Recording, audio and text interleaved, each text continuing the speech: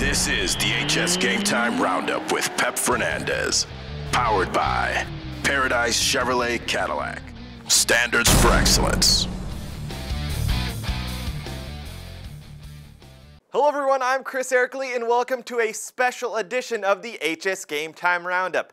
The North Huskies girls basketball team has made a magical run through the state playoffs, and on Friday night they would find themselves playing for the state championship in Sacramento against Archbishop Mitty from San Jose. Huskies down single digits in the first half when point guard Simone DeCoux cuts to the hoop for the bucket. North down just 3 at halftime. The Huskies would heat up from long distance in the second half with 5 threes. This one from the top of the key from Akila Martin. The length of Mitty's bigs would cause problems for North down low though, as Priscilla Brooks is denied under the basket. The Huskies would continue to battle to the finish. Down 7 with just over a minute remaining, North would make a late rally, but the Lady Huskies run would come to an end Friday night as they lose a close one 56-54 to Archbishop Mitty. At the end of the day, from coming from 4-21 last year to 31-6 now, this is a win for this program. I want each one of these young ladies to keep their head up high. We'll be back here next year. I promise you that. When we come back here next year, we plan on winning it again. If they continue working hard like this, we'll be back. And a big congratulations to the Lady Huskies on a great season. Also a special shout out to PE's John Murphy and Terry Pearson for their video coverage. We now turn the page to baseball. Elsinore and Lakeside in a Sunbelt League showdown. Elsinore skipper Chris Jones lining up weekend plans with the home plate umpire. 0-0 in the bottom of the fourth when Lakeside's Trey Mohorowski slaps the hanging breaking ball into left field. That puts the Lancers up 1-0. Still in the fourth, Lakeside goes up 2-0, tacking on another run on the squeeze bunt from Rudy Medina, scoring Eric Wasanen. Elsinore has been hot to start the season, and the bats heat up in the sixth as Garrett Weathers lines the RBI single up the middle.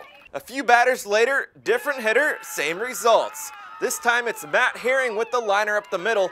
That scores 2 runs, and it's 3-2 Elsinore. Lakeside would put on their rally caps though. In the bottom of the sixth, it's Rudy Medina with the sac fly to right, scoring Mohorowski, knotting the game up at 3-3. Fast forward to the bottom of the seventh, still tied at 3-all with 2 out and a man at third. Eric Wasanen comes up in the clutch to deliver the game winner for Lakeside as they walk off with a 4-3 win over Elsinore. Now for some softball, we turn to Mr. Santiago Pep Fernandez. Welcome to the home of the 2011 softball state champion Santiago. The Sharks at home for Corona on Friday, and Santiago head coach John Perez has recently rejoined his softball squad after his girls basketball team made that deep run in the CIF playoffs as well as the state tournament. There's Coach Perez and Santiago. You're on camera, Lady Sharks, and I think they know that. Early on, Panthers starter Emily Rogers shutting down the Santiago lineup, the strikeout for Rogers. But in the fourth, Santiago takes the lead with one swing of the bat. Randall Leahy clubs a solo ride deep and gone. Leahy gives the Sharks a 1-zip lead. Corona trying to get one back in the fifth. They had a rally going, the single to center. Brittany Abakerly fields it, throws to the plate, and nails the runner at home. Abakerly's future is so bright, she has to wear shades. Yeah, I said it. To the sixth, the Panthers get it cracking. Donna Tyson belts the long fly. That's off the wall. It's a double for Tyson. She would come around to score when Rogers ropes this double down the left field line and into the corner. Corona ties the game at 1. Then later in the sixth, the Panthers take the lead, the grounder to second. Santiago can't get the out at first, and that brings home another Corona run, 2-1 Panthers.